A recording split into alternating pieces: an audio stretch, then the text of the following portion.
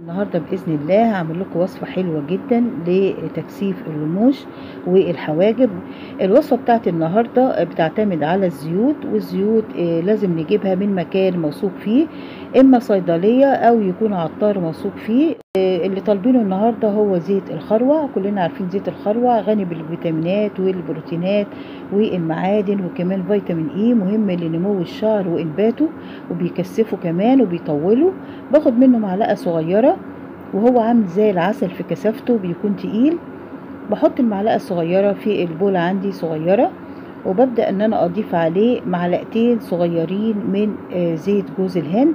كلنا عارفين زيت جوز الهند بيساعد على انبات الشعر ونموه وتكثيفه، لانه غني بالفيتامينات والمعادن والحديد وفيتامين اي، مهم جدا لنمو الشعر وتكثيفه.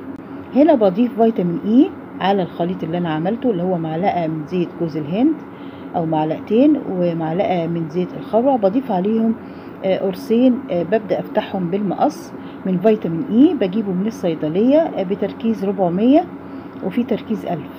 انا هجيب اللي هو 400 وابدأ افتح المحتويات بتاعته وانزلها على زيت الخروع وزيت الزيتون. فيتامين اي ده هيساعد على ان الجلد يبدأ يتشربه، ويبدأ يساعد على الشعر يبدأ يتكثف ويبدأ ينمو من جديد، وبالتالي يبدأ يطول ويتكثف في منطقة الحواجب ومنطقة اللي هي الرموش.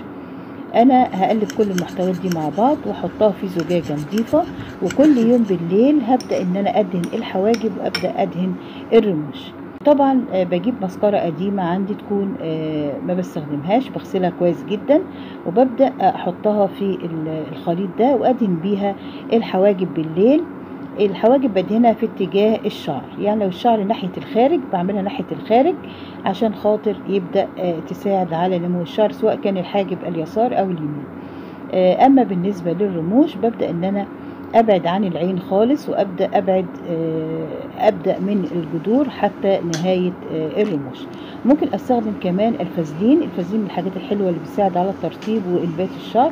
ممكن استخدمه للعيون مع زيت جوز الهند او زيت الخروع، وممكن استخدمه كمان للحواجب. عندي القرنفل ده لما بسخنه على النار بيبدأ الجزء الأمامي ده يبدأ إن هو يسيح، وأول ما يبدأ إن هو يبرد أبدأ إن أنا أعمل فيه في الفراغات اللي موجودة في الحواجب. ده هيساعد على تتقيل الحواجب بدل استخدام قلم الحواجب، وفي نفس الوقت هيساعد على إنبات الشعر. ممكن أعمل كمية بقى منه أطحنها بعد ما أسخنها على النار في طاسة بدون إضافة أي حاجة. اول ما يبدأ يسخن ابدأ ان انا اشيل الجزء الامامي منه واطحنه كويس جدا، واضيف له معلقة من زيت الخروع او زيت جوز الهند او زيت الزيتون، وادهنه بالليل على منطقة الحواجب. ده هيساعد برضو على تكثيف الحواجب. دمتم بصحة وعافية، والسلام عليكم ورحمة الله وبركاته.